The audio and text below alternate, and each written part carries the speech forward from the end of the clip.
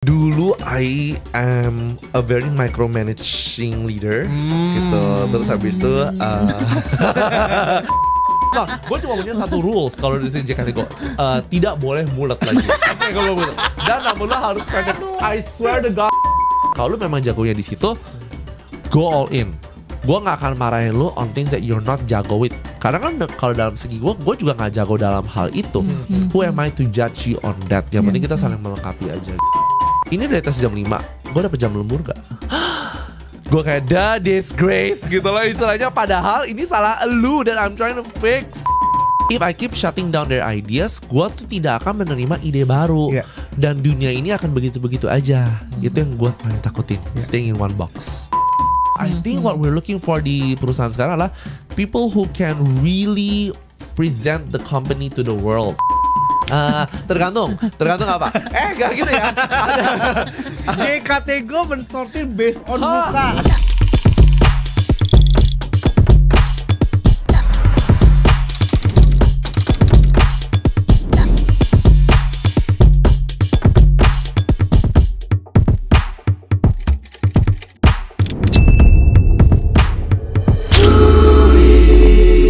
Di episode ini kita akan ngobrol sama Ian, seorang media owner, dan dia banyak banget berinteraksi dengan tim-timnya yang Gen Z. Dan menurut gua obrolan kali ini praktikal banget, daging banget, dan ngasih tahu banyak insight terutama buat kalian lagi cari kerja. Gimana sih cara proses rekrutmen yang dilakukan oleh perusahaan-perusahaan media?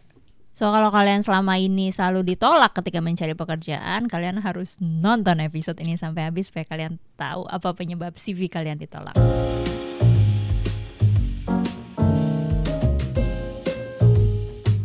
Baik lagi di episode terbaru Kuli kali ini. Hari ini kita kembali memanggil teman-teman kita. Teman-teman kita satu rumpun, Cindo. Anjay. Iya dong, bener kan? Ya, Cindo. saya half blood, Pak. Welcome Ian. Halo.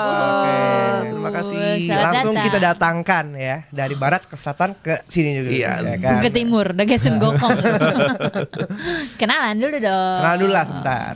Halo semuanya. Gue lihat kemana sih? Kesini ya? Lihat ke kita juga nggak apa-apa. Oke, halo aku Ian. Mungkin teman-teman udah tahu aku dari JKT Go, perusahaan media dan entertainment. Aku ngomongnya kita tahun ini ke-12 tahun. Jadi kita specialize di live guide untuk kota Jakarta, dan juga kita juga create event-event di kota ini. Gue tuh tahu JKT gue ya waktu sejak awal. Gue even belum memulai karir sebagai pembuat konten. Keren. JKT gue udah ada. Siapa gitu. JKT48? Percaya atau enggak, kita suka diomongin JKT48 pas kita mulai. Jadi kalau kita kenal, halo aku dari JKT Go, JKT48 kayak Go dari 48 dari mana ya gitu istilahnya gitu. Tapi sebelum di JKT Go lu pernah kerja Kak? Aku pernah kerja di perusahaan media dulu banget. Boleh sebutkan nama media? Boleh. Dulu di High End Magazine sama Indonesia Tatler dulu. Dulu memang aku jadi bagian penulis juga di sana. Memang suka nulis berarti ya? Kebanyakan nonton film ya, Bo, kayaknya Sex and the City gitu. Kayak keren gitu jadi penulis. Tapi memang dari dulu gue suka media sih. That's why gue memang dari dulu cita-citanya untuk kerja di media. Gitu. Awal mula lu bikin media sendiri karena mau kaya? Kan banyak tuh orang-orang yang jadi entrepreneur biar kaya gitu. Karena lebih waktu itu I left my job waktu habis fresh grad. Terus gue gak tahu mau ngapain. And then I talk to my dad.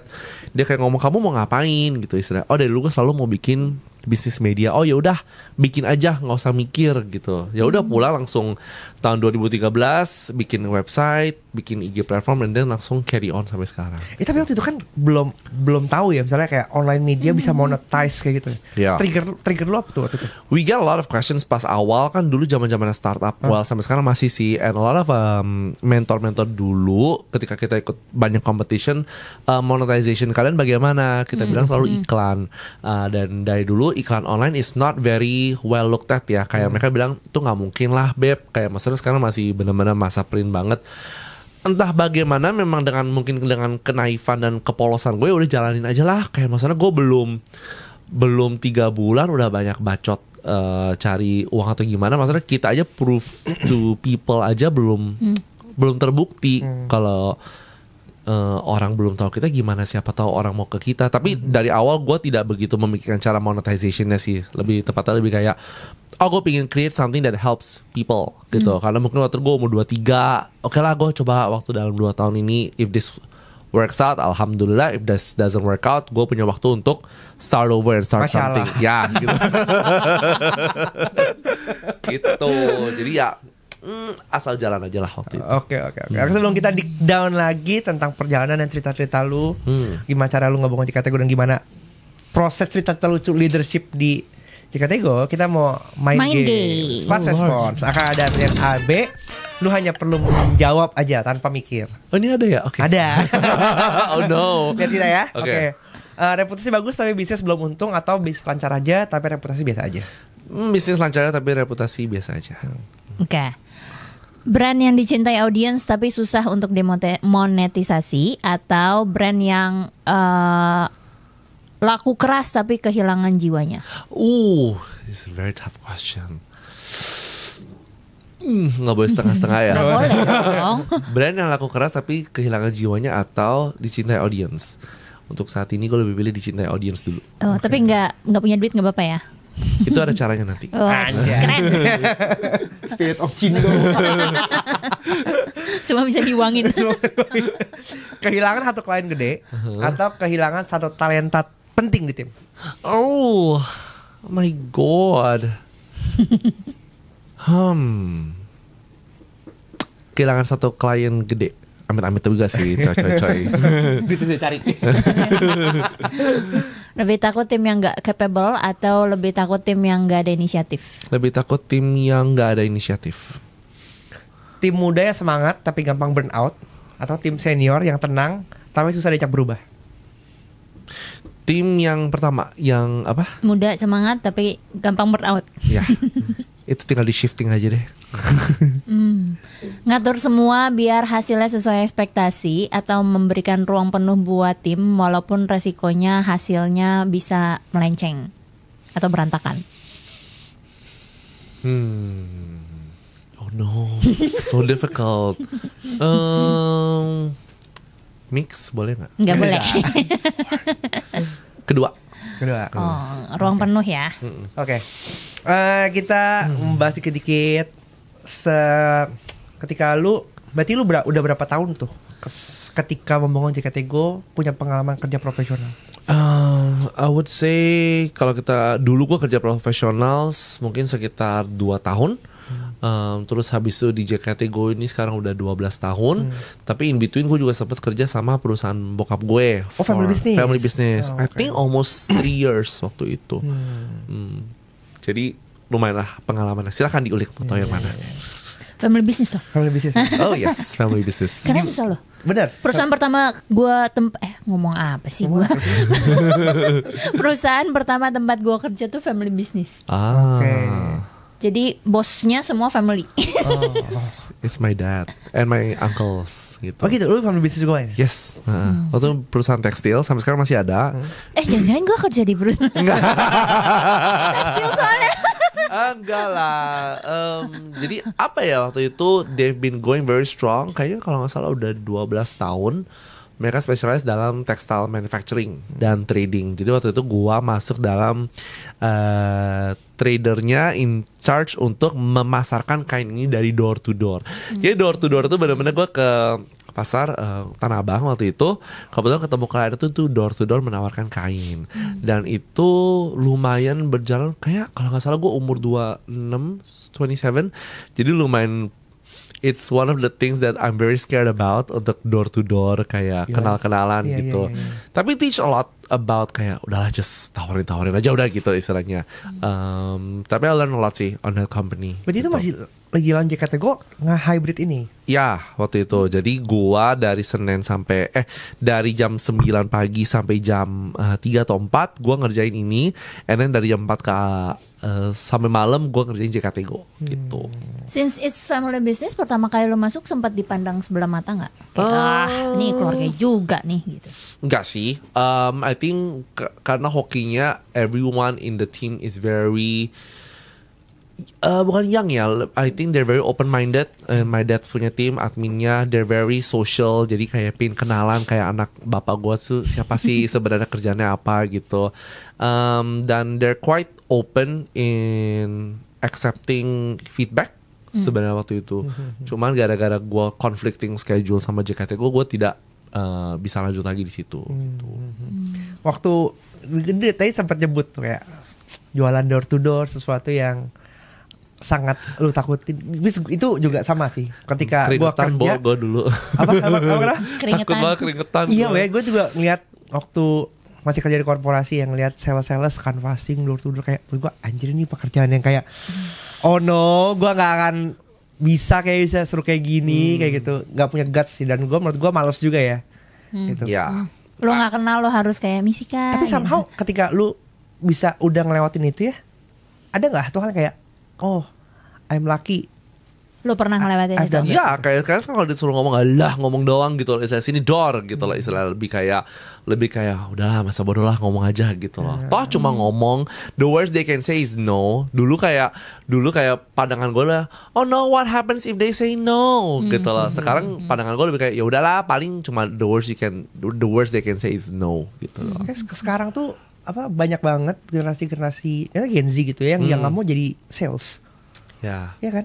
Mereka lebih suka yang kreatif yang gimana gitu. Padahal sales is the most important part. The most important part of the business kan. Kalau lu gak bisa jualan gak akan making money juga gitu. True, bener banget. Belajar rejections after rejections. Sampai lo akhirnya hatam di reject sampai akhirnya lo di reject bisa nggak baper ya. Yes, agree. Karena kan pasti pertama kali lo di reject kan rasanya kayak gitu kan.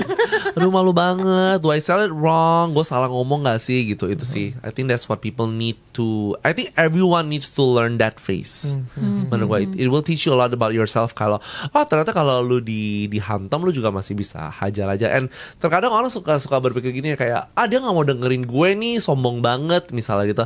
Well, mungkin produknya tuh nggak cocok aja di elu gitu loh sebenarnya, di dia. Jadi maybe it's not you, it's just the product yang nggak speak ke audience-nya, and that's okay gitu loh.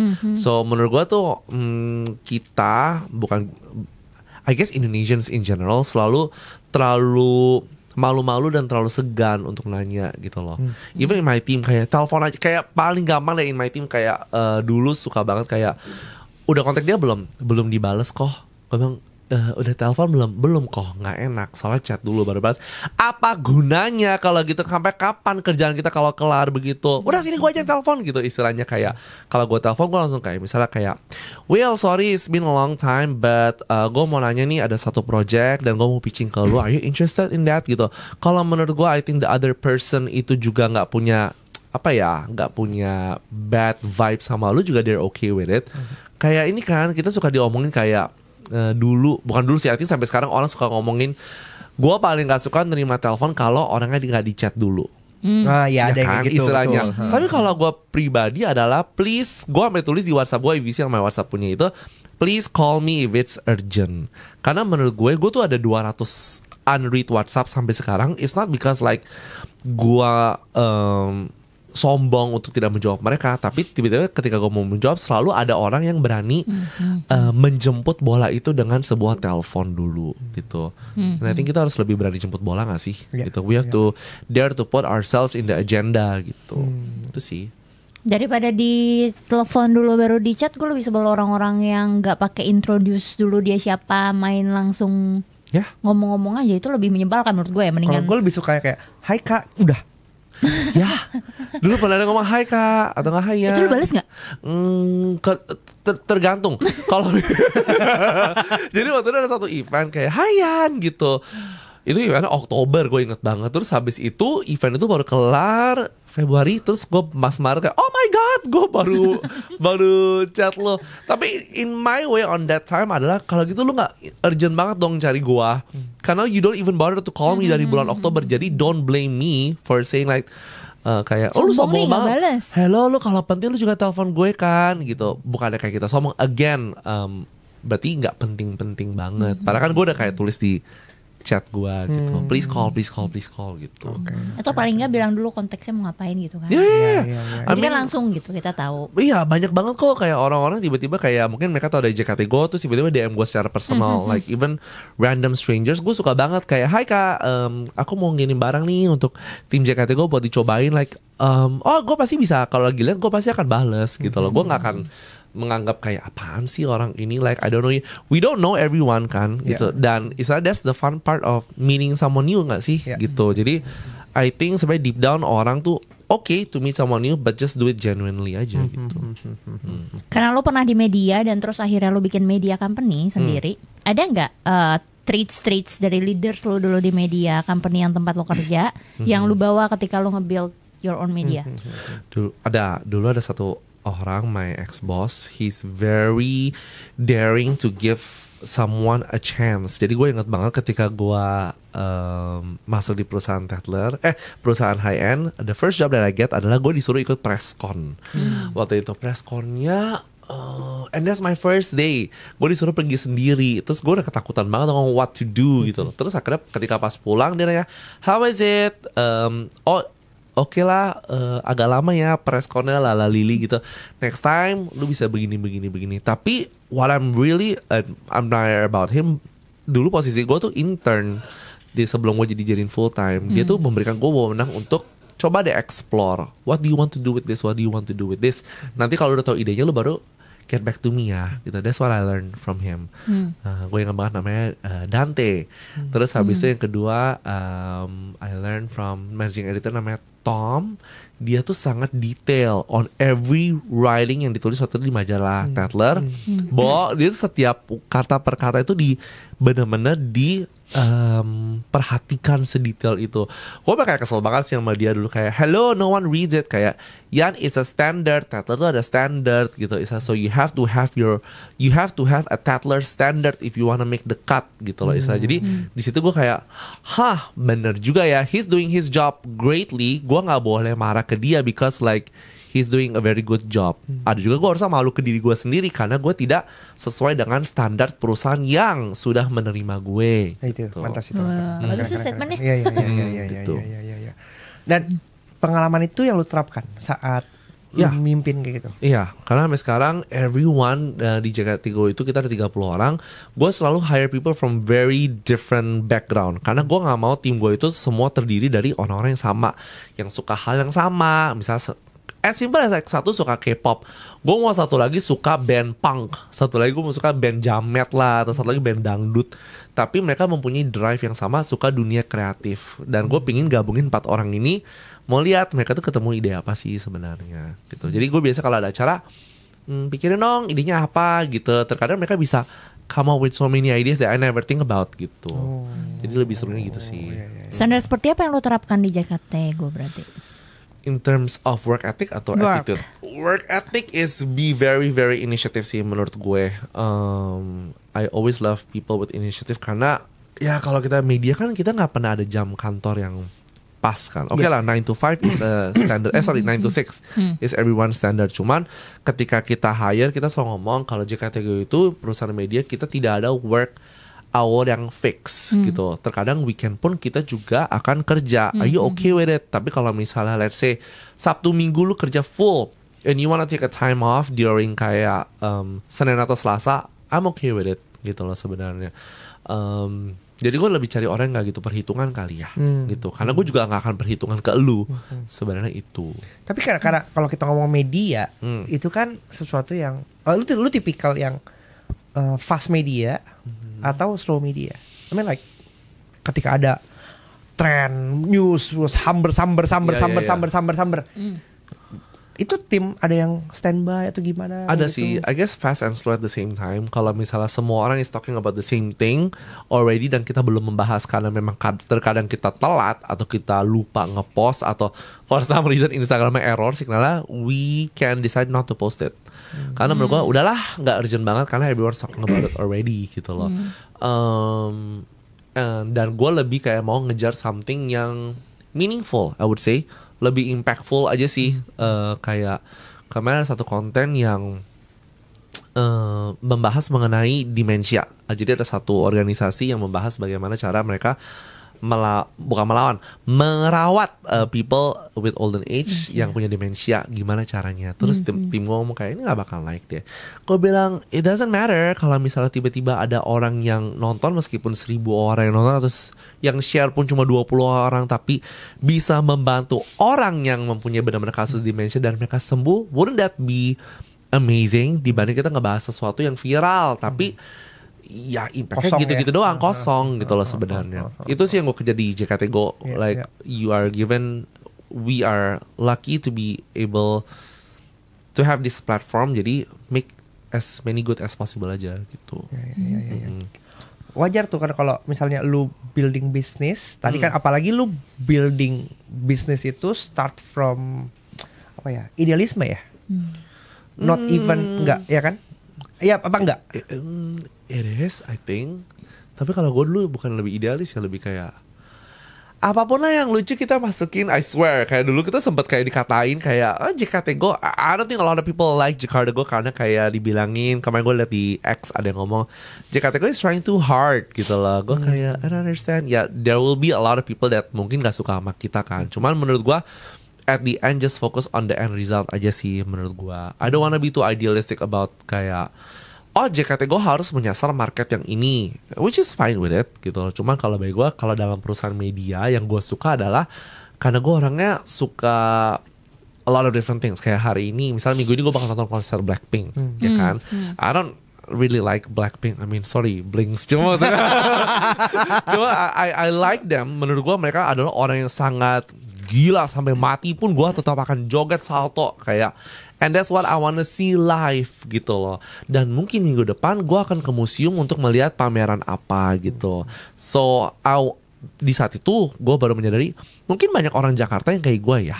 Kayak hari ini gue mau lihat apa, besok gue mau lihat apa. Why do we have to be defined by a certain boxes sih gitu. Jadi itu sih di saat itu gue mulai melepaskan idealisme gue gitu. Dan melihat Jakarta gue mungkin dari cara orang yang berbeda. Ini soft tadi ini apa namanya? Lu jumping. Ya kan? Apakah itu ngaruh sama apa yang lu lakukan? Karena kan gini, kayak banyak banget kita ngobrol, ketemu bos yang dia tuh kadang maunya ini, kadang maunya itu, kadang maunya ini, kadang maunya itu kayak gitu, dan sering dia dibikin timnya pusing. Ya kan? Banyak banget tim-tim di bawah yang komplain kayak gitu. Jadi nggak tahu maunya apa. Nggak maunya apa. Itu lu. Saya. Iya. Banyak tim gue yang dulu sempat komplain kok, yang kadang ngomong A, kadang ngomong B gitu istilahnya. Well darling, terkadang kan dulu idenya cocok ke A, sekarang idenya cocok B. So what gitu loh istilahnya. Masa gue harus ikutin A kalau gak berhasil gitu loh istilahnya. Seberapa cepat waktu itu lo mengganti? Lo bisa dalam hitungan minggu atau bahkan hari. Gitu loh istilahnya. Terkadang, ini data bosan diomongin lah. Iya. Terkadang bahkan kayak istilah bisa tiba-tiba kayak, kok yang kemarin ngomong A, emang kok ngomong A ya? Iya, makanya kita bikin A. Ya udah ganti ke B deh gitu. Itu gue sih sebenarnya. Nah, terus ya kok kenapa ganti-ganti? Karena kemarin setelah gue pikir lebih cocok yang B gitu. Yes. Terus habis itu kayak kalau gitu jangan ganti. Terus kita decide untuk jalan, kalau misalnya hasilnya gak akan bagus, gak ngerti deh gitu istilahnya. Dan gue kan gak menyalahkan lu karena bikin B gitu, menyalahkan lu karena bikin A. Gue bahkan minta maaf ke tim gue, sorry gitu. Lebih cocok yang B ya, lebih cocok ya, love you. Oke, kita jalan ya gitu. Tapi lu merasa buang waktu gak sih? Karena tim lu udah setengah jalan ngerjain yang A gitu misalnya. Hokinya gue orangnya tidak terlalu kayak ya harus dua. Gue pasti bisa kayak gara-gara itu gue sekarang lebih kayak yakin gak kok? Tim gue lebih pintar sekarang. Yakin gak kok? Ya tunggu bentar, gue semedi dulu. Jadi biasa kadang gue tidur siang di kantor, di lantai 15 menit gue tiduran. Terus kayak gimana kok? Gak yakin dulu, tunggu besok malam deh gue coba. Jadi benar-benar, tapi gue juga harus memberikan tanggung jawab ke tim gue apa gitu nextnya. Tapi mereka udah pintar sih, udah kayak tahu jangan bikin dulu, kok yang pasti ini berubah gitu. Karena mereka tahu dari kata-kata gue fix, ini bagus banget. kalau mereka dengar kata-kata itu, oke, gas. Ini kok Ian oke. Boleh tuh mulai printing semua. Berarti harus mengetahui tanda-tanda dari bos lo. Kapan dia yakin, kapan dia masih goyang. Benar. Tim mesti pintar membaca arah mata angin. Betul. Benar. Arah mata angin sekarang jadinya. Tapi Ian sebagai leaders mula-mula dengan Ian sebagai leaders yang sekarang ada yang berubah nggak? Oh, a lot, I think. Kayak apa Ian di leaders mula-mula? Dulu I am a very micromanaging leader gitu. Terus habis itu dulu gue orangnya sangat A, B, ikutin cara gue. Kalau mau dapet sapi ini caranya begini ya gitu. And then waktu itu kan gara-gara podcast kalian juga gue kebantu banget yang dengan statement kalau memang istilahnya leaders masih mengurusin micromanaging, berarti employee-nya ngapain sebenarnya. Di saat itu benar-benar membuka mata gue gitu. Sampai akhirnya kayak why should I do this my way gitu. Dan waktu itu pas lagi ada event JKT juga, kita kan JKT terkenal dengan rumah hantu gitu kan. Jadi setiap Halloween itu pasti ada rumah hantu yang kita lakukan. Waktu itu kita bikin di Kota Tua. Bukan Kota Tua deh. Pertama paling gampang itu kita bikin di Moi. Habis Moi kita bikin di Surabaya. Terus Surabaya kita diundang main ke kota ke daerah-daerah. Baik yang nggak tahu kalau sebenarnya JKT pas COVID kita bukan hilang. Kita tuh tetap main tapi di luar daerah. Jadi gue selama COVID tuh gue ke Palu, ke Lampung, Makassar, Manado, benar-benar untuk main rumah hantu. Dan gue tuh benar-benar main sama yang I love Jamet people. For me they're so fun gitu. Jadi gue main sama karakter yang berbeda sekali dengan kota besar. Dan gue tuh gimana kita mempromosikan ini nih. Terus tim gue tuh yang sangat-sangat Jamet punk rock banget ini, yang udah sama gue kayak almost 5 years, dia kasih kok undang influencer ini yang skena tapi kocak in their own way, kayak oh my god lucu banget, dan itu berhasil gitu. Jadi when I met this guy dan ketemu banyak tim gue lebih kayak udah on some cases they are better than me, and I should be grateful for them gitu. Kenapa gue harus melakukan ini cara gue? Paling kalau cara gue lebih kayak guys jangan lupa ya di depan ditempel antrian online mana, antrian offline mana. Paling gue cuma gitu-gitunya doang aja sih. Tapi saya if they can do it better than me ya why not gitu. Justru kan everyone said that we have to hire someone that is way better than us. Ya kan, we cannot be the smartest one every time in the room gitu. Ngomong-ngomong hiring, pertama kali hiring bingung gak lo? Kan lo punya bisnis pertama kali. Yes. Of course you're the one who hire people kan. Jadi lo yang baru pertama kali nyari tim gitu. Ada gak cerita-cerita lucu pertama kali lo belajar hiring? Dulu yang paling lucu adalah apa ya? Atau pernah salah hiring gak? Gitu di hire kayak ada. Gitu. Ada salah hiring waktu itu adalah cewek ini baru balik dari luar negeri. Terus habis itu kita lagi mau bikin event. I think she has quite like, ya karena gue kuliah luar negeri I know better. Anak papi I. Anak papi I. Bukan Beb. Dia merasa karena dia punya degree di luar gitu loh istilahnya. Jadi terkadang dia oke, tapi ternyata orang perhitungan gitu. Dan, perhitungan SN apa nih? Jam kerja? Iya, padahal kan kita lagi mau bikin event. Terus habis itu jam 5 kayak ada masalah di eventnya. We have to talk to as many vendors as possible. Dia langsung ngomong ini udah atas jam 5, gue dapet jam lembur gak? Gue kayak disgrace gitu loh istilahnya. Padahal ini salah lu dan I'm trying to fix gitu kan. Pokoknya di saat itu kalau you are so out from my life gitu kan istilahnya. I think that's the first hiring mistake that I have learned setelah mungkin dia sekitar 3-4 bulan. Dan gara-gara cewek ini dia deket sama yang lain. Habis itu jadi yang lain yang baik-baik banget jadi corrupted gara orang-orang ini. Terus gue kayak gitu. Tapi for me ya udah, I'm quite happy that they are corrupted juga, karena for me it shows what kind of person you are. Berarti lu juga tidak tahu jalan mana yang benar dan jalan mana yang salah gitu bagi gue. Ya udah, di saat itu gue kayak waktu itu gue inget gue cuma punya 4 tim, gue pecat 3-3-nya yang corrupted. Terus orang yang terakhir resign the next day karena dia nggak mau sendiri. Ya udah, gue lebih baik melakukan ini sendiri dibanding I'm doing this with the very wrong person gitu. Sampai sekarang sih, I guess I think kita udah kenal orang banyak, we've been doing a lot of things dan kita yang hiring. Jadi setiap kali ada orang hiring, I have this small questions that I use as bait to like attract people kayak oh kamu orang anak keberapa, atau misalnya kayak gimana, deket gak sama bonyok, how's school, what do you learn in school, apa yang kamu sukain dari sekolah. Cara mereka menjawab apa yang mereka suka dan apa yang mereka tidak suka terkadang tuh bisa melihat, gue bisa lihat kayaknya ada potential red flag nih, tapi kan I might be wrong, right gitu. Jadi terkadang kalau misalnya gue nggak yakin, ya udah kita coba ya probation 2 bulan dulu, kita lihat.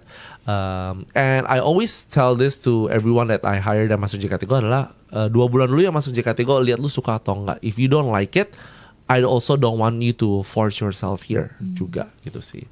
Tapi kan sekarang banyak narasi kerja jangan keras-keras sampai lembur-lembur, lo mati juga bisnis langsung nyari pengganti lu. Ya, karena kan Ian.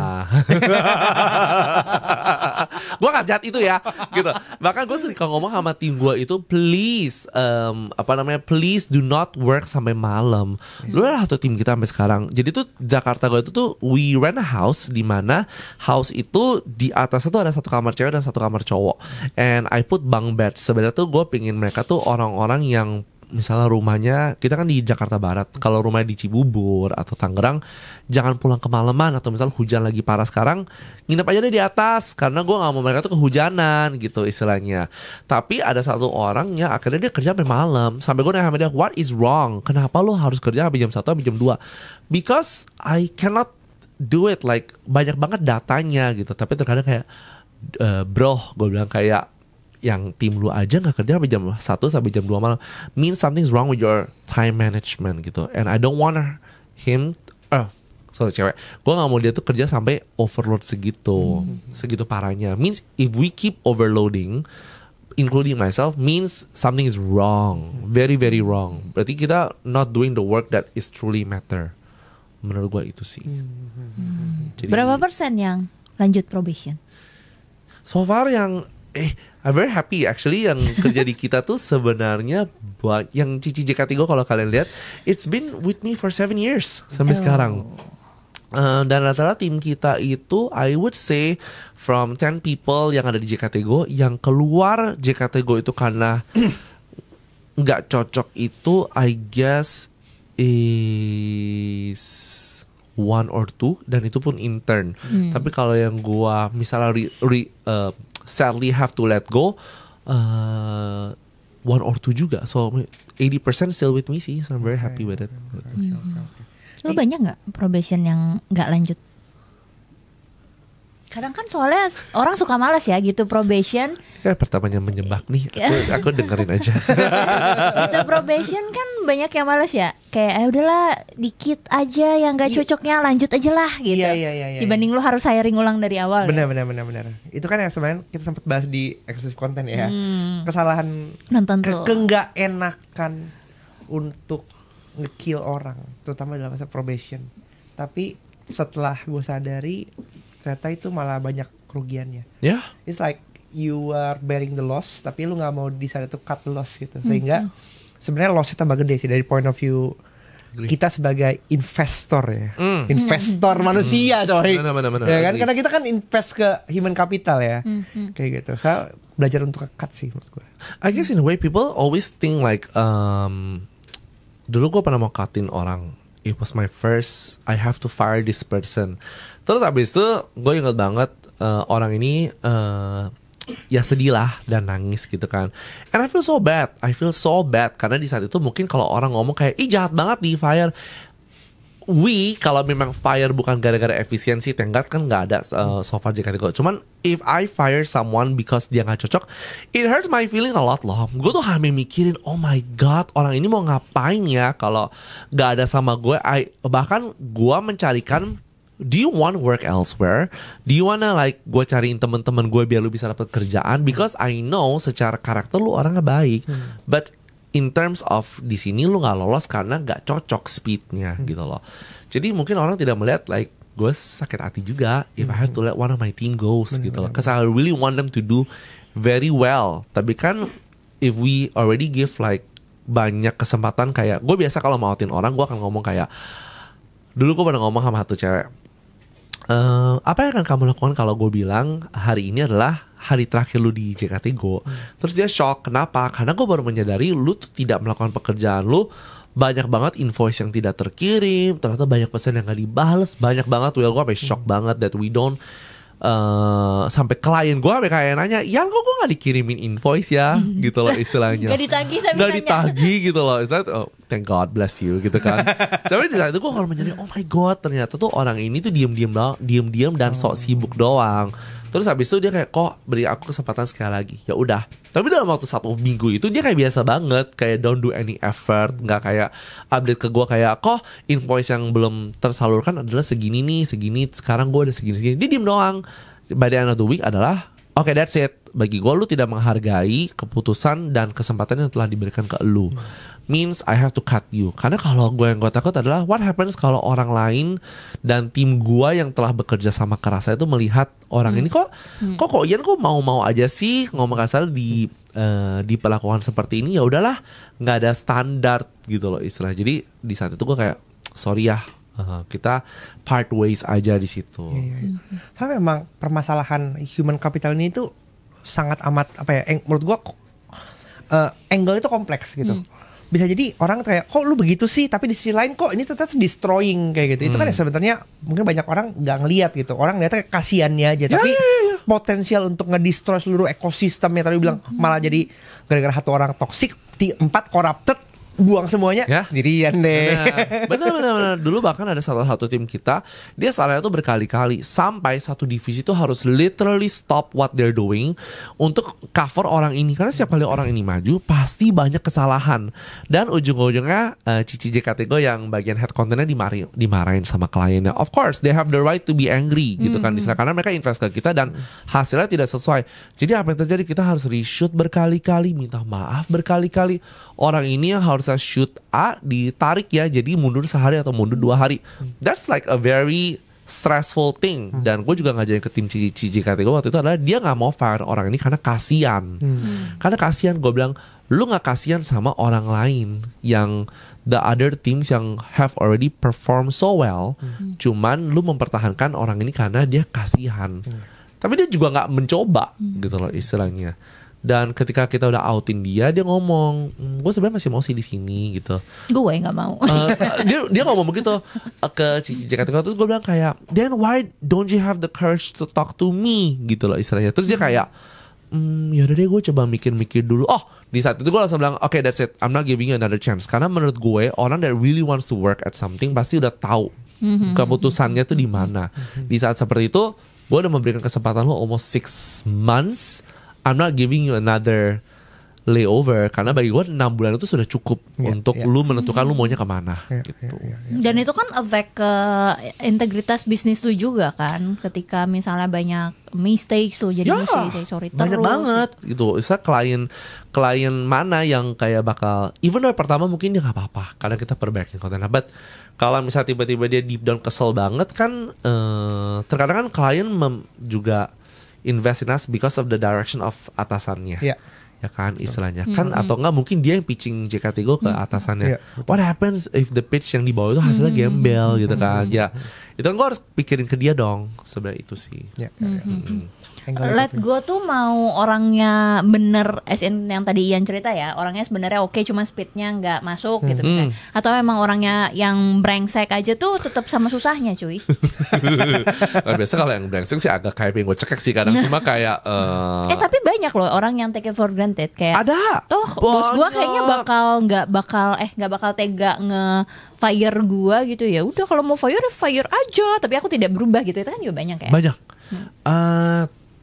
Thankfully gue tidak pernah ketemu begitu, but I've heard a lot of people, a lot of my friends seperti itu gitu. And it's very sad karena mereka bukan generasi kita doang yang millennials, gue millennials, bahkan terkadang yang generation yang di atas juga boomers seperti itu. Mungkin yang udah senior kayak gue dari dulu kerja nggak begini nih gitu loh istilahnya. So ya I guess menurut gue the rules bukannya berubah, tapi the rules have like untuk people lebih, gue nggak mau accept something that doesn't wanna do right gitu loh istilahnya. That is something that we should integrate in every part of our lives gitu. Rekor let go paling cepet lu berapa lama? Lu dulu. Gua mah Sebelum kita lanjut, kita masih ngeliat banyak dari kalian yang belum subscribe. Kalau kalian merasa mendapatkan banyak insights dari konten kita, jangan lupa support, pencet tombol subscribe di bawah, dan nyalain bel notifikasinya supaya kalian gak ketinggalan konten-konten kita selanjutnya. Yuk kita lanjut ngobrol. lewatin probation, paling nggak probation. Belum pernah lu nge-let go orang ketika dia belum selesai probation ya? Enggak, ada yang baru hari pertama nggak masuk, itu dia udah Itu melet go kan diri dia nggak masuk. Iya. Yang Itu melet lu go let diri go. sendiri. Yang- Kalau gue biasanya pas lewatin 3 bulan dulu, giving chances. Gak Gua- yang sampai kayak bangke lo ya, keluar lo enggak. Gue paling cepat sebulan. Oh, sebulan. Terus kayaknya gue merasa kayak kayaknya tidak cocok sih, mendingan cabut. Lo berapa? 24 jam. Anjur, 24 jam. Tapi ntar kita bahas ceritanya ya. Ntar kita Itu bahas di ceritanya. RT aja tamu baru harap lapor.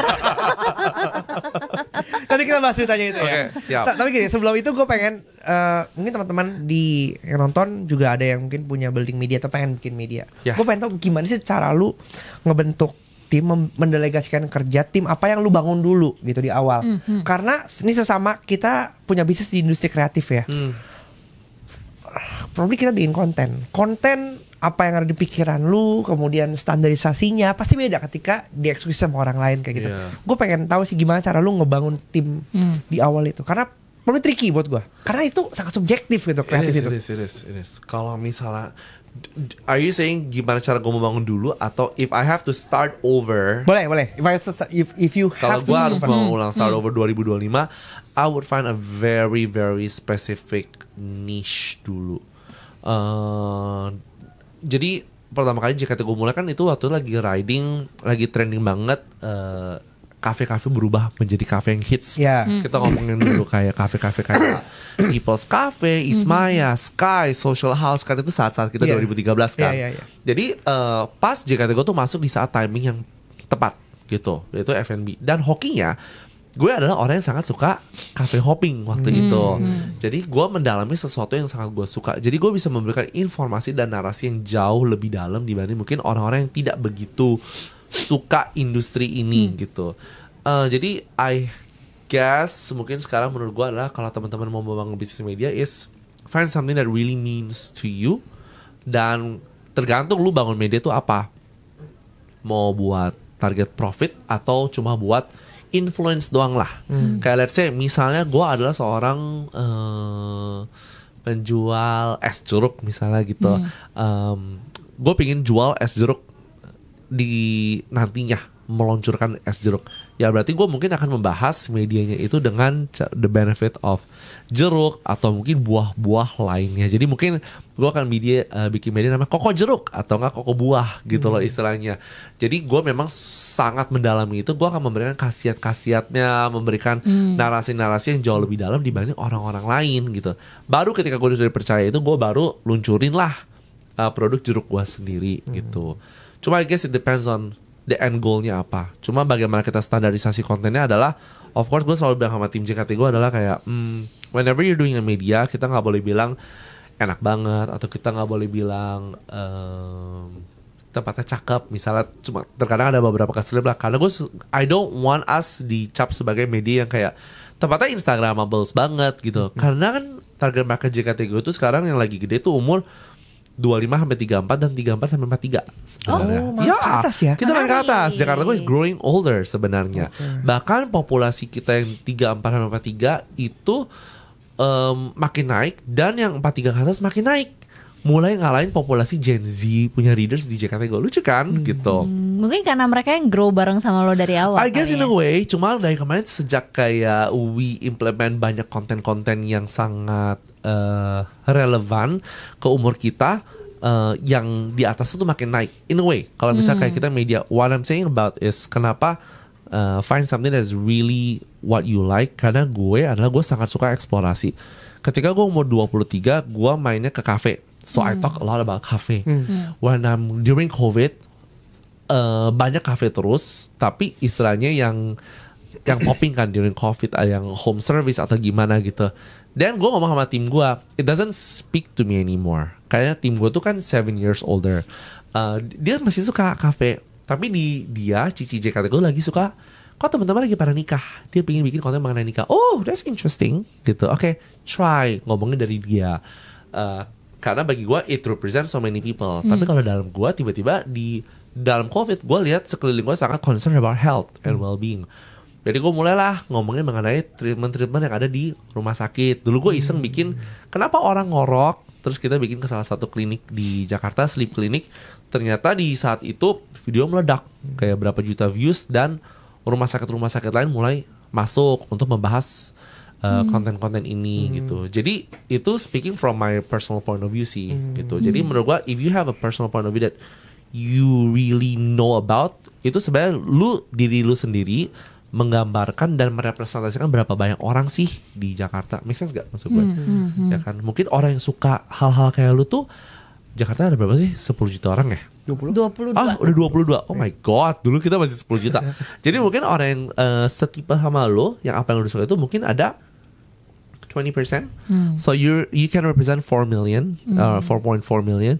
Orang yang suka kayak lu mungkin 30%. You can represent 6.6 million types of readers gitu.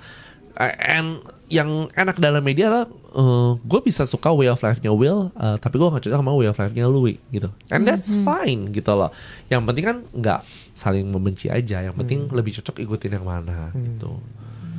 Ada caranya sendiri sih menurut gue. I hope it answers the question. Oke. Jadi gimana yang 24 jam? Jadi 24 jam itu waktu itu JKT Go itu I hope I don't get a lot of backlash from this adalah yang pernah gue ceritain adalah JKT Go kan perusahaan media. Jadi waktu banyak banget CV-nya datang itu ATS banget kan. ATS kan formatnya ATS ya? ATS. Ya.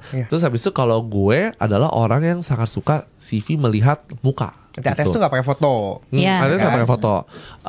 Istilahnya satu, memang gue dulu gak punya sistem ATS itu, dan gue manual banget, Bo. Jadi waktu itu JKT gue pernah paling banyak gue menerima 1,000 lebih CV, dan gue harus liatin selama 5 jam. Gue liatin semua CV satu persatu.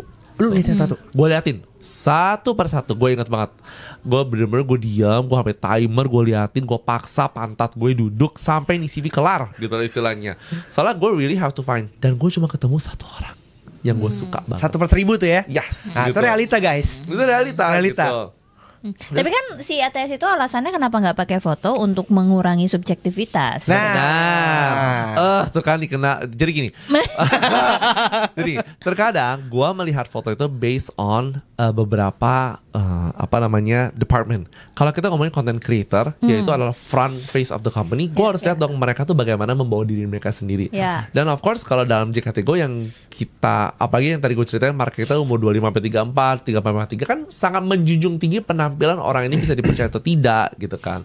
Jadi gue harus lihat muka mereka, karena gue mau lihat dari pas foto pun lu tuh serapi apa sih gitu loh. Lu merawat diri lu tuh seperti apa sih gitu loh. Kan terkadang ada yang fotonya kayak tidak senonoh, bukan tidak senonoh ya. Emang ada pas foto yang gak benar? Ada. Tapi lu prefer pas foto yang beneran pas foto? Ini kita ngomongin di CV ya. Pas foto yang beneran pas foto, apa yang kan karena ada orang yang di CV-nya pas fotonya selfie. Ada. Tank topan. Ada. I get that a lot gitu loh. I get that a lot. Coba kalau mereka menurut terkadang gue pernah ya. So far yang gue accept itu rata-rata pas foto. Ya memang paling gampang pas gitu. Foto yang beneran formal gitu ya. Formal, rata biru gitu. Merah gitu ya. Tapi gue tuh sering melihat itu tuh kalau orang nanya gue kayak lu melihat pasangan tuh dari mana, atau lu mau ngedate sama orang dari mana, gue selalu melihat dari cara mereka ngomong di telepon, dan yang paling penting dari foto adalah dari matanya. Gue suka kadang ngeliat beli bisa-bisa dia lagi ngomong ikutan nyanyi dulu. Soalnya dulu pernah nanya, Yan, tipe lu tuh apa sih, lihatnya dari mana? Dari matanya, gue bilang. Karena dari mata itu gue bisa melihat orang itu benar-benar hidup atau tidak. In a way mempunyai api jiwa terang atau tidak gitu. Jadi biasa gue minta pas foto itu, satu gue lihat rapi atau enggak, dan yang kedua apakah mata mereka tuh nyala atau enggak. Kan kadang-kadang ada matanya kayak gitu banget kan. Tapi ada yang matanya begini sendu, nggak mikir apa-apa. Tapi ada matanya kayak karismatik ya gitu. Kalau gitu nih pas foto lu mata lu Kalau yang matanya sipit gimana Yan? No chances dong. Ada yang cakep. Cuma it depends on like how penampilan lu dari itu kan. Jadi biasa gue melihatnya dari situ. Terus yang waktu yang ceritain 24 jam ini ketika di interview, fotonya bagus nggak? Hah? Fotonya bagus nggak? Oke, cakep. Waktu Zoom juga cakep gitu. Tim gue lah kita akhirnya ngomong. Terus sambil pas dia datang, lo kok beda? Gue bilang begitu. Terus gue liatin tim gue dengan begini. Ini kemarin nih itu istilahnya. Iya, kok beda Pep gitu. Filternya kenceng mungkin Kak. Nggak tahu ya. Tapi benar-benar beda. Gue kayak udah. Gue bisa aja salah gitu, let us see.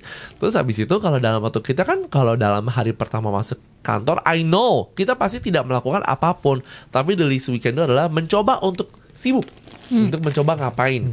Terus habis itu gue cuma liatin dia main game. Pas selesai meeting dia main game, gue kayak ya udahlah mungkin dia orang nggak tahu mau ngapain lah ya. Terus habis itu jam 4 gue nanya dia, kamu ngapain hari ini? Terus dia kayak I swear dia begini gitu. Gue kayak oh oke, gue bilang gitu, nikmatilah masa-masa hari itu. Kita mabar bareng aja. Parah banget. Terus habis itu saat itu kayak oke, santai banget ya orang, nggak apa-apa mungkin dia pintar.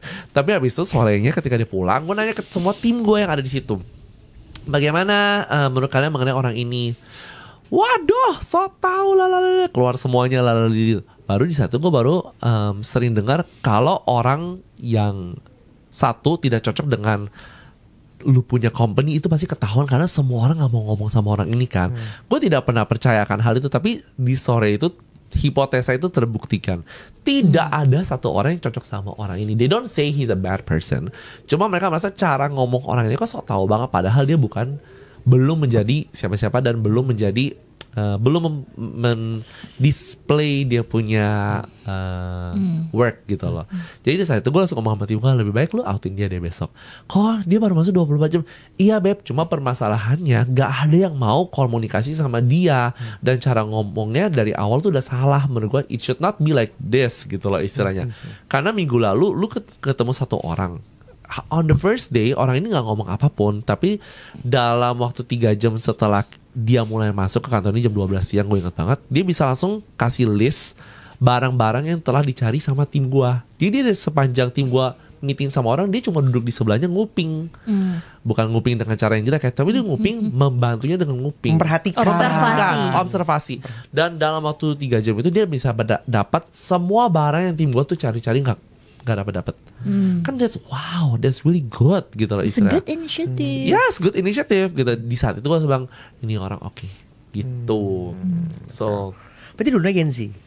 Ya, dulu Gen Z gitu. Kontras ya sebenarnya. Very kontras. Bahkan menurut lucunya di JKT gue, I think millennials nggak nyampe 10 orang, 30 orang.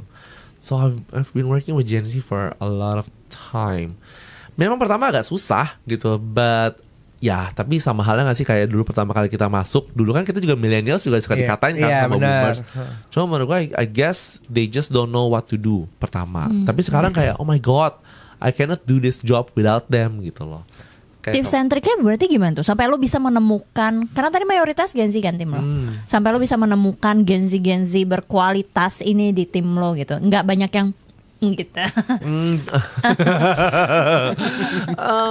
I guess dari awal udah kelihatan banget sih menurut gua. Kayak dari cara ngomongnya, inisiatifnya, dari I guess from the very first interview dan dari probation. Kalau I take my probation very seriously. Kalau misalnya gua mau dilanjutin nggak? Kalau misalnya gua kayak dia oke sih. Nah, gua langsung dalam itu gua harus memberikan diri nggak. Berarti dia nggak. Karena dia tidak easy yes. Jadi gue harus ngomong sama semua tim gue, everything that should be here should be an easy yes for you. Kalau itu tidak easy yes, sadly you have mending to let them go. Mending gak usah. Dibanding nanti lu ke depannya lebih tidak enak. Jadi itu sih semua tim-tim gue gitu loh istilahnya. And kita tuh sekarang lebih berani untuk, gue encourage my team, if you don't like what I'm saying, ngomong. If I don't like what you're saying, kita ngomong gitu loh istilahnya. Kadang gue suka ngomong tim gue kayak, jelek hasil kerjanya bagus atau jelek, kenapa warna hijau, kenapa warna ini, kenapa warna ini.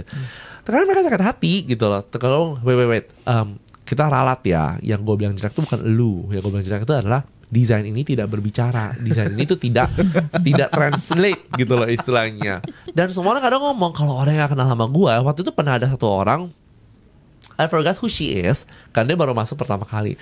Terus kan gue kalau ngomong di kantor lu main bercanda sumpah serapah gitu kan. Bo, besoknya dia nggak masuk gitu loh istilahnya. Dia bilang aku nggak cocok karena rumah aku kejauhan. Ya udahlah, tahu kan alasannya apa gitu loh.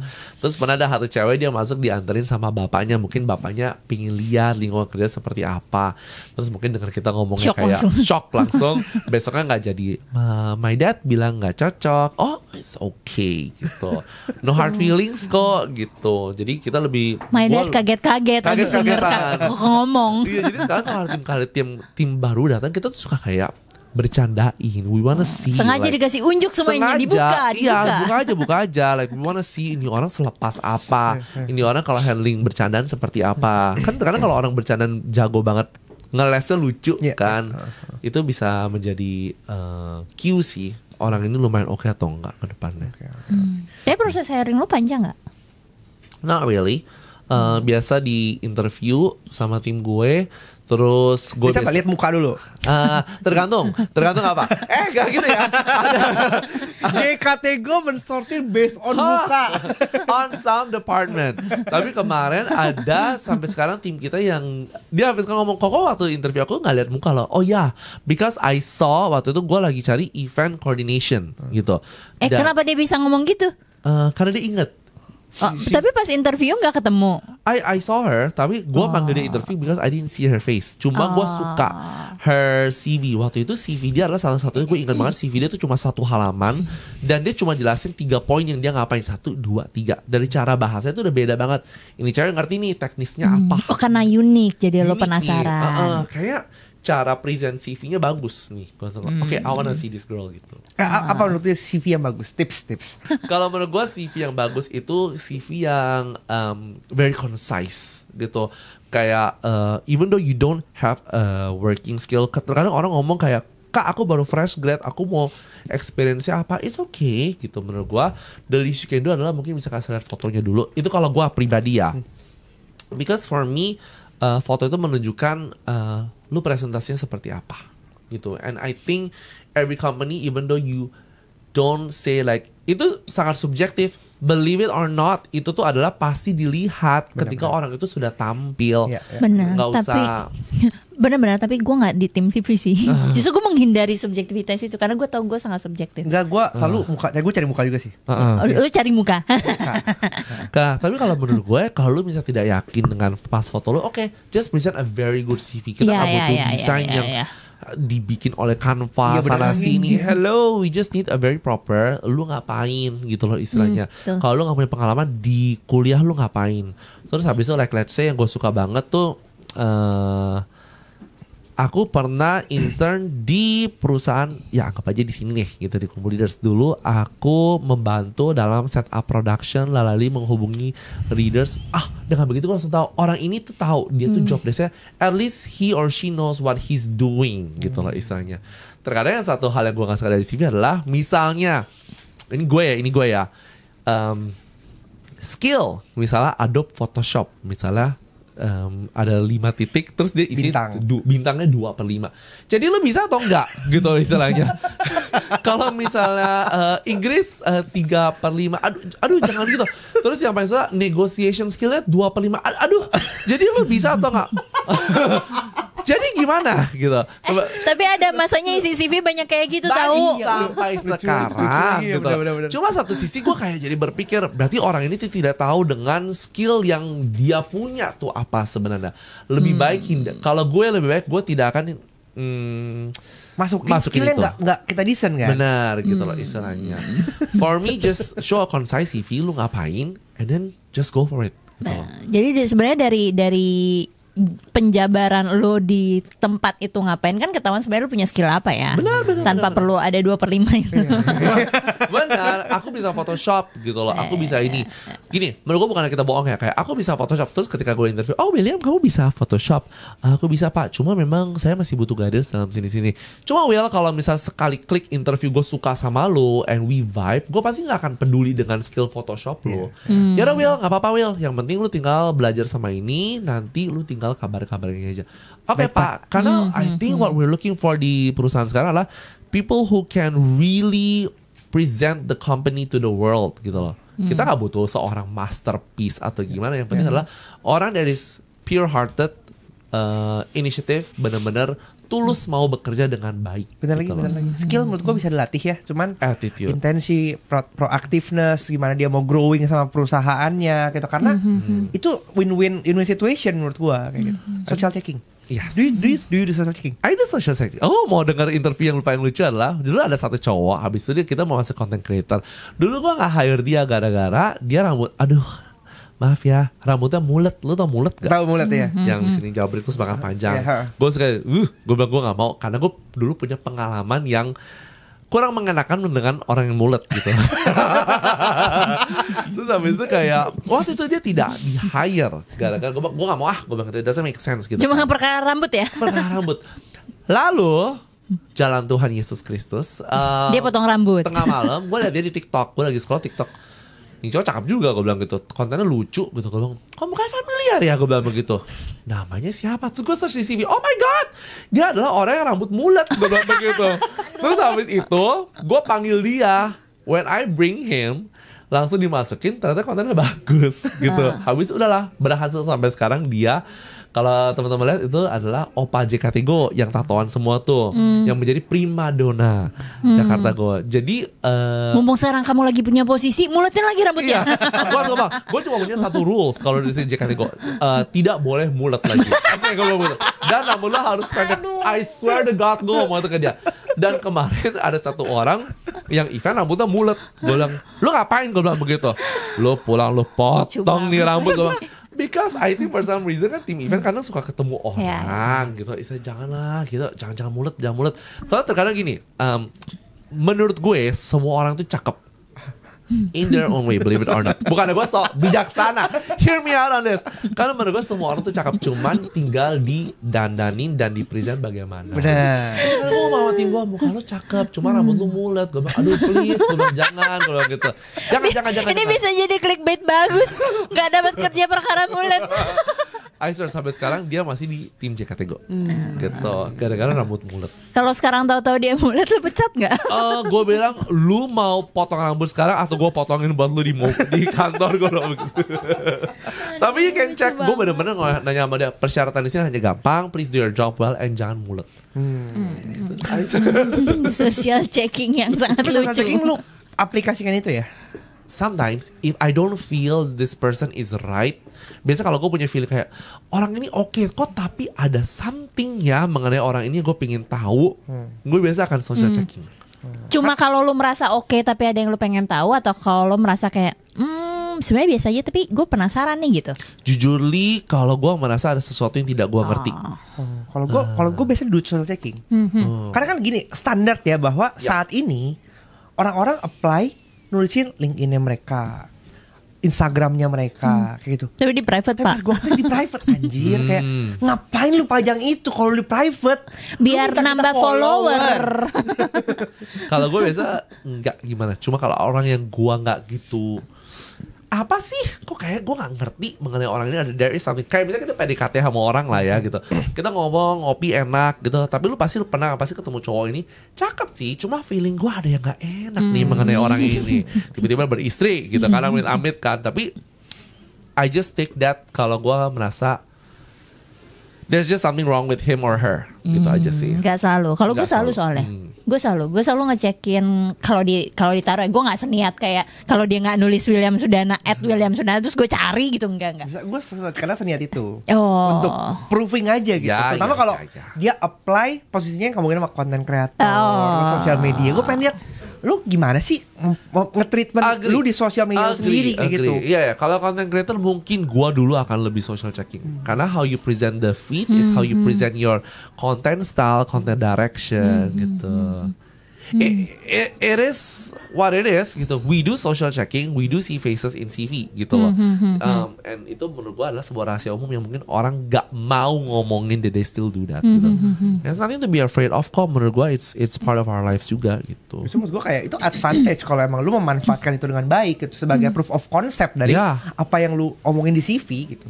Tapi justru karena gue tahu gue judgmental ya, gue selalu bilang kalau ngirim CV ke gue jangan pakai foto. Karena yang gue takutkan, karena itu ya diakui atau tidak diakui, ya pada faktanya memang orang tetap hiring pasti ngelihat muka gitu. Jadi yang gue takutkan adalah gue udah gak suka dulu sama mukanya, sebenarnya CV-nya bagus gitu, cuma karena muka di CV-nya kayak kok nyebelin, kok aneh gitu. Gak gue lihat gitu. Padahal sebenarnya secara CV-nya bagus gitu. Makanya gue menghindari itu. Jadi gue pengen di tahap pertama gue lihat CV-nya dulu. Beneran skills-nya apa, CV lo menarik apa enggak. Agree. Tahap kedua gue baru lihat nih muka lo kayak CV lo bagus, mukanya agak kurang gitu. Iya. Sebenarnya kayak kita ngedate gak sih? Iya. Istilahnya like we had to say it, tapi like I think semua HR di sini yang udah itu kita udah ngelakuin kerja ini for like almost 12 years, kalian juga 12 years. We met so many people from many different ages, different interests. Pasti ada vibe-nya. Yes no. Kayak kita pacaran sama orang atau kita ngedate aja sekali aja udah bisa tahu yes or no. Dalam waktu 15 menit pertama aja udah tahu yes atau no gitu. Kayak Tinder lah, swipe yes no gitu lah istilahnya. Benar-benar. Bahaya tuh makanya. Dari ada nggak dari sisi point of view lu ketika lu ngerekrut gitu kan? Kan tadi kita bahwa kita ngomong sempat skill probably bukan yang terutama. Selama attitude-nya bagus, mukanya sesuai dengan preferensi yang lu mau cari kayak gitu kan. Untuk content creator, my god, Gimana cara Framing hancur. untuk content creator. Kalau untuk bagian lain saya jarang melihat muka. Framingnya bahaya. Gimana cara lu di JKT-Go memaksimalkan potensi dari tim-tim? Karena gini, tadi lu bilang bahwa Gen Z ini jadi core, ya kan, dari setiap bisnis apa yang lakukan karena kreativitas mereka lebih tech savvy, mereka lebih digital native kayak gitu. Kreatif. Gimana lu memaksimalkan potensi mereka? So yang lucu adalah kayak tadi kita ngomongin kayak misal bagian event yang rumahan tuh that caters a specific market yang interestnya cuma dia yang tahu. Gua memaksimalkan adalah dengan cara oke gini, proyeknya lu yang megang deh gitu, promosi lu yang megang, lu berani nggak gitu istilahnya. Oke kok gitu, oke lu kasih tau gue lu bakal ngundang siapa aja. Biasa untuk awal banget gue ingat banget gue cara mendidik dia adalah oke kamu kumpulin, kamu mau undang siapa aja. Terus habis itu gue lihat CV-nya, gue lihat orang yang mau diundang, oke gue gak kenal, oke tapi kayak orang oke. And then dengan keberanian diri gue membiarkan dia mengundang, tapi harus dalam waktu 1 minggu pertama atau dalam awal-awal pertama event ini. Jadi istilahnya kenapa? Jadi kalau amit-amit this backfire, gue udah harus siap cadangan kedua gitu. Sama halnya kayak kemarin JKT-Go itu kita baru bikin restoran ya kan. Jadi ada salah satu tim gue yang benar-benar partner gue yang gue spearheaded this itu adalah he's a big foodie. He really likes to eat gitu. Dan dia tuh orang sangat pintar dalam foto. He can make iPhone 11 look like iPhone 17. That good. Sehebat itu dia foto. Kenapa? Karena dia menurut gue dia sangat ngerti makanan. Dia ngerti angle apa. Dia ngerti orang itu kalau makan menu ini kan kita burger sama sandwich. Dia tuh ngerti burger sama sandwich itu dilihatnya dari apakah is it the veggies, is it the meat, is it the apa, cara dia membuka. Dia tuh tahu. Di saat itu gue langsung tahu, lu aja yang ngambil kerjaan ini. Lu yang memimpin operation ini. Oke, kalau dari gue lebih kayak istilahnya, hey, lu udah bagian ini, what else do you need help with? Jadi misalnya gue lihat dia punya trouble dalam bagian dia tidak begitu mengurusi how people take their orders di depan, misalnya gitu. Itu bagian gue. Jadi nggak ada gunanya gue marah-marahinnya. Kalau lu nggak mikirin bagian depan gimana, nggak ada gunanya karena istilahnya he's very good at the back. Tapi it's okay, kita cuma cukup as a partner di saat itu tim gue langsung carry on di depannya. Jadi itu sih gue lebih memaksimalkan. Kalau lu memang jagonya di situ, go all in. Gue nggak akan marahin lu on things that you're not jago with. Karena kan kalau dalam segi gue juga nggak jago dalam hal itu. Who am I to judge you on that? Yang penting kita saling melengkapi aja gitu. Tapi ketika tim lo makin banyak, berarti kan lo harus beneran tahu semua forte tim lo masing-masing kan? Yes, it takes time. Gimana caranya? Terkadang ya terkadang pasti awal-awal ada beberapa yang miss. Kayak misalnya like let's say misalnya kalian content creator JKT-Go, Will is very good at taking shots for coffee. Win very good at hobbies and lifestyle gitu. Tapi pasti nanti ada conflicting schedule. You have to take coffee, you have to take itu. Kalau misalnya berkali-kali misalnya video yang gak naik, oke, fix it. Gue punya tim kita pasti kayak ubah deh, kayaknya selalu Will paling bagus kopi, ditukar lagi, di remake videonya. Oh ternyata benar, selalu seperti itu. Jadi from then on, setiap kali ada konten yang misalnya kopi, nggak boleh hanya boleh Will yang megang. Terus kalau Liza nggak boleh, hanya Dwina doang yang megang gitu istilahnya. Itu memang takes time gitu, and it takes a lot of trust. Tapi yang penting kalau misalnya if shit goes wrong, beresinnya bagaimana buat kliennya loh. Tetap we have to like nggak boleh menggunakan klien sebagai eksperimen. Ya kan, misalnya we can try that first, tapi kalau if it didn't go right, we have to make it right gitu. Kalau misalnya ternyata gue jadi tim yang tadi nih dibilang menurut lu sudah melihat gue handalnya atau forte gue adalah di bagian lifestyle gitu misalnya. Terus one day gue comes out ke lo kayak, Koyan pengen dong gue nyobain ini gitu. Lo akan mengizinkan itu apa enggak? Karena setiap kali gue selalu ngomong ke tim gue, if you wanna try something new di Jakarta, you have to let me know. Karena bagi gue istilahnya begini, everyone gue nggak bisa jadi mind reader kalian gitu. Yang penting kalau lu misalnya mau, let's say ada tim event ya akan dia masuk ke finance, because he is so good gitu loh. Dia tuh kemarin kita ketemu dia di Surabaya, dia masuk ke bagian event. Terus ketika dia udah selesai event di Jakarta ini, ya secara kontrak dia bisa balik ke Surabaya. But he is so good gitu loh, in terms of like dia teliti anaknya, dia sangat membantu. Gue sampai bilang, does any department need him gitu, sampai akhirnya gue bilang akhirnya bagian finance nih, gara-gara untuk ngurusin keuangan event yang sangat detail, kita butuh satu orang. Dan gue nanya ke dia, are you okay, lu memang orang event dan lu tidak mempunyai bagian finance gitu istilahnya. Kita cuma butuh untuk journaling, untuk make sure everything is right, double checking. Lu mau nggak? Karena I rather, gue lebih mau lu di sini dibanding lu kalau, kecuali lu mau balik ke Surabaya. Oh enggak kok, aku mau coba gitu. Dan sampai sekarang dia masuk bagian finance dan jadi rapi banget karena memang pada dasarnya dia mau di situ.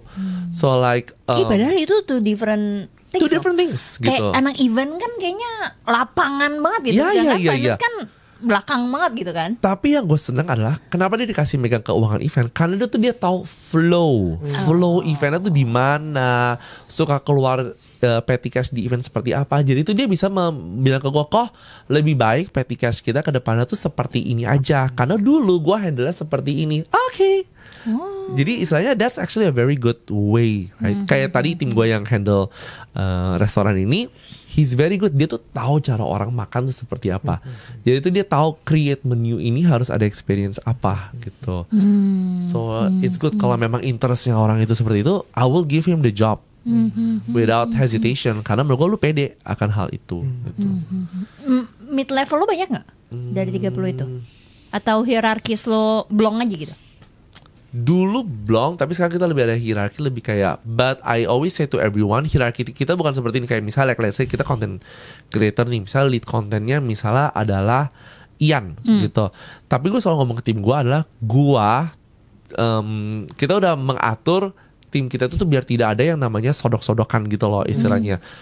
Jadi nanti ke depannya Will bisa jadi team leader, lu juga bisa jadi team leader on your own team. Jadi mungkin JKT Go kalau gitu gue harus bikin divisi kontennya di bagian lifestyle di sini. Nanti Will bisa masuk bagian, let's say you like gaming, let's say you like cooking or home gitu istilahnya. So you'll be a team leader on that division yang tidak menghalangi lifestyle. So that way you guys can also grow secara, because I always want my team to grow year by year. Gue tahu kita nggak boleh stay in one place gitu. That's how we arrange sih sebenarnya. Interesting. Apa sih common mistake atau common perception yang lu ketemuin di sekeliling terhadap Gen Z, tapi pas lu alami mereka nggak gitu kok? It's just a myth atau common stereotypes gitu. That they're very hard to handle. I guess that's the biggest misconception.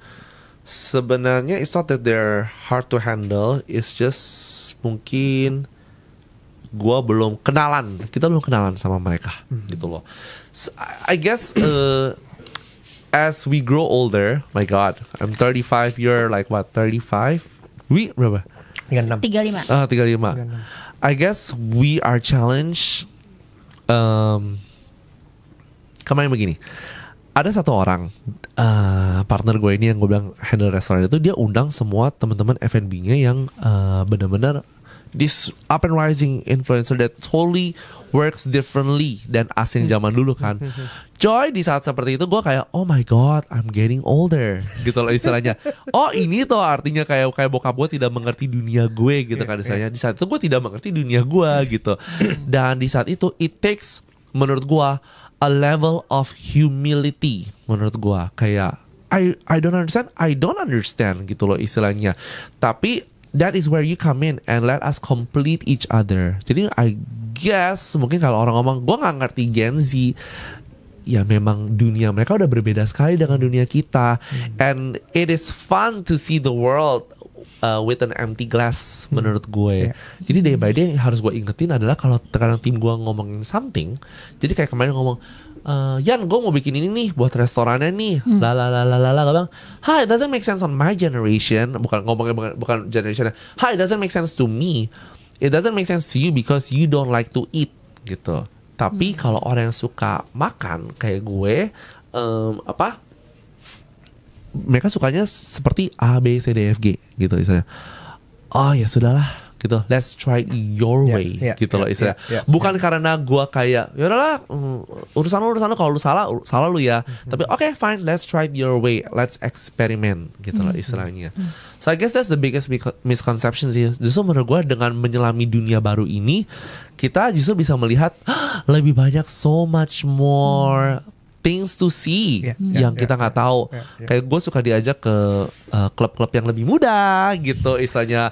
Minum-minum sama orang yang lebih muda. Halo, capek ya gitu. Cuman soalnya energi mereka kuat banget. Tapi we should be grateful that mereka masih mau ngajak kita nongkrong dan masih mau ngajak mereka melihat dunia yang sangat berbeda gitu. Jadi kayak di sini gue juga terkadang gue menyelami, I guess you can say like misconception bukan ke Gen Z tapi misconception ke boomers gitu.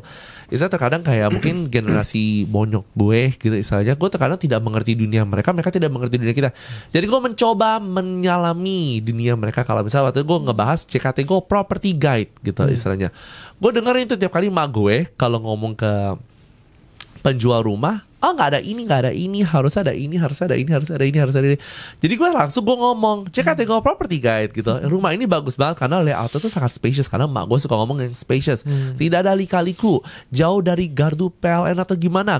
Jadi poin-poin itu sebenarnya menjadi bekal gue untuk konten gue yang akhirnya speak to that generation gitu. Tapi itu cuma bisa terjadi kalau lo berkomunikasi masalahnya. Kayak tadi kan misal contohnya Ian bilang ketika dia tidak mengerti F&B, terus timnya lebih mengerti F&B, dan Ian bilang kayak it doesn't make sense to me, timnya bilang kayak but it does make sense to me karena bla bla bla. Itu kan yang karena dia juga mencoba mengkomunikasikan kenapa itu masuk akal di dia gitu. Iya, terkadang kalau let's say gue orang yang agak so tau dan gue gak mau mendengarkan adalah ya gue nggak mau, I'm the biggest shareholder di sini misalnya gitu, it's keputusan gue gitu, itu bisa backfire ke gue. Tapi gue kayak selalu berpikir we don't know anything, we don't know everything in this world. Ya udah nggak ada salahnya let someone that knows better coba leading and we complement them in a different way gitu.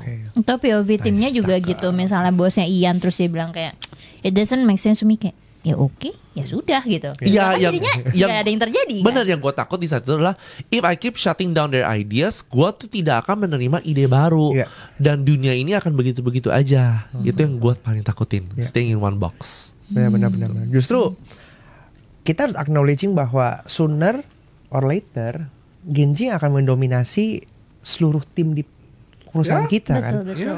Jadi memfasilitasi mereka untuk bisa confidence dengan ide-idenya yang menurut gua kreatif tapi mungkin nggak grounded, ya kita groundingin dengan wisdom yang kita miliki, pengalaman kita.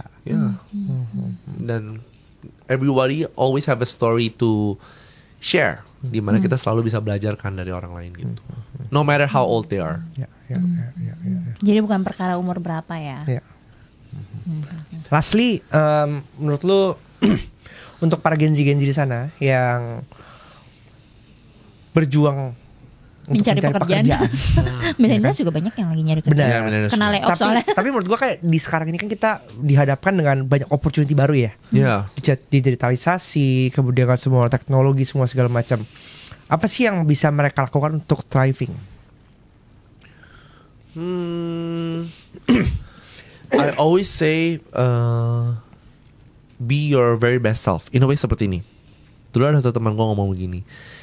Do you watch Kung Fu Panda? Semua orang nonton Kung Fu Panda kan istilahnya. Ya, gue watch Kung Fu Panda. Terus dia bilang kayak, lu sadar gak sih dia tuh apa sebenarnya gitu. Sebenarnya that movie teach you to like, you can be the greatest at something by doing what you're very good at. Gitu. Lu kalau lihat Kung Fu Panda kan cara dia berantem itu dengan caranya sendiri, tapi he still does a very good job. Itu yang menurut gua, I think everybody forgets. You're very good at negotiation misalnya. You're very good at ice breaking. I'm very good at meeting new people. Nah menurut gua itu skill yang harus kita asah daily. No matter how old we are, no matter kita lagi cari kerjaan, show that skill. Gitu, jangan gue gak yakin skill gue tuh dibutuhkan lagi deh. Menurut gue I think semakin banyak social skill yang dibutuhkan di dunia ini dibanding of course teknologi, AI and everything gitu kan. Cuma menurut gue social skill semakin lama semakin tidak dilihat oleh orang. Tapi menurut gue it is something that people still need very much in the world. Karena technology will not care about us. I mean secara AI user interface they don't really care about us, they just care about getting things done. Cuman how they should get things done is the one we should be complementing this technology at. And no one is doing that kalau gue lihat ya. Mereka cuma oke, kita pakai prompt ini. Tapi kan nggak semua orang suka di prompt gitu. Even if we get calls kan, kayak gue tuh dari kemarin dapat calls dari it is an official number dari sebuah bank ini.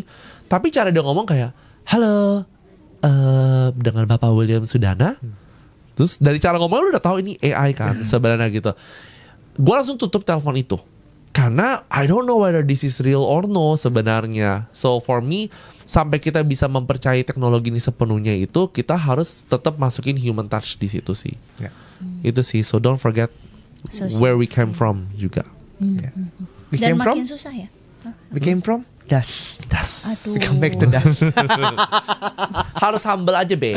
Gitu. Social skill tapi makin susah kan makin kesini. Karena lo berinteraksi juga sekarang kan gak kayak dulu ya. Kayak dulu kan orang ibaratnya zaman mungkin kita masih mengalami ya zaman kecil kalau mau telepon aja mesti telepon rumah. Jadi kayak halo selamat malam, bisa bicara dengan Ian gitu. Ini papanya gitu kan. Sekarang kalau sekarang lo udah harus handphone langsung ke orangnya gitu. Itu kan juga membuat social skill semakin berkurang ya secara skill yang dimiliki jadinya. Karena interactionsnya juga makin pendek sekarang. Iya, benar. Iya sih, I guess that's what people should be focusing about gitu loh. Kalau memang lu nggak pinter dalam hal itu, you should start learning gitu. Bukan cuma kayak orang suka ngomong kayak ya ini gue. Dulu pada ada satu orang kamu kayak terima aja aku. Ya ini gue terima apa deh. Dan go die gitu. Maksudnya kayak gimana ya? Dulu ada pernah ngomong. Dulu gue punya satu mantan. Oh god, this is so bad. Tapi dari mantan itu gue kesel banget. Dia ngomong sampai begini. Kamu sedih ya Yan? Dia ngomong kamu tuh menganggap hubungan pacaran itu seperti sebuah ujian. Terus gue diam aja karena memang gue pengen putus sama dia. Gue cuma iya maafin aku ya. Terus habisnya kalau lu scroll IG gue marah. Gue bilang heran, gue bilang pacaran dibilang memang ujiannya. Pacarannya memang ujian dong. Kalau nggak gimana gue tau gue mau nikah sama lu aja, nikah sama lu atau nggak? Gue aja buat cari nasi goreng tek-tek aja gue harus ujian 50 tukang tek-tek di seluruh Jakarta buat tau yang enak gitu. Istilahnya like you have to continuously evolve yourself gitu menurut gue. So don't forget about that. Gitu. Silakan di scroll buat dicari. Masih ada sih. Oke. I think that's really insightful. Thank you. Pengalaman, menurut gue konkret banget pengalamannya, praktikal apa yang lo lakukan sehari-hari. So hopefully buat teman-teman yang mendengarkan bisa langsung mempraktekannya juga kayak gitu. Bahwa bukan generasinya yang salah, cuman kita aja jarang ngobrol. Benar. Khususnya buat yang nyari kerja, mungkin tadi banyak insight-insight yang menarik juga tuh. Masalah CV, gimana cara nulisnya, gimana cara lu represent yourself supaya company yang mau hire juga bisa tahu you can represent the company gitu. Banyak insights yang bisa lu dapetin dari Ian. Oke. Semoga kebantu. Thank you Ian. Thank you. Terima kasih. Bye. Bye-bye.